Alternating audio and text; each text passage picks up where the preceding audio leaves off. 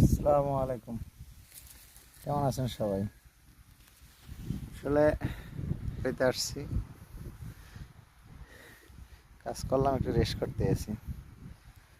একটা জিনিস দেখে আপনার অবাক হলাম, আপনাদের দেখাই। এই দেখেন, এটা হলো লাউ গাছে মাশাআল্লাহ করে লাউ ভালোই ধরছে। জমি এতটুকু, এর পাশে দিয়ে কি করছে, সুপারি গাছ লাগাই দিছে। একদম এক সিরিয়ালে সুপারি গাছ লাগাইছে। তার ভিতরে আবার মরিচ চারা লাগাইছে, টমেটো টমেটো বেগুন, তারপর ডাইল, আরও বেগুন টমেটো ওদিকে আরও আছে। আবার এটা হলো ড্রেন। ড্রেনের ভিতরে আবার মানে এখান থেকে মাটি কেটেই উপরে উঠাইছে, তো এইটার ভিতরে আবার আলু লাগাই দিছে যাতে ড্রেনও বাকি না যায়। আবার ওই আলুর ওই পাশ দিয়া লাল শাক আর মূলা শাক ফালাইছে, মানে ড্রেনের ভিতরেই।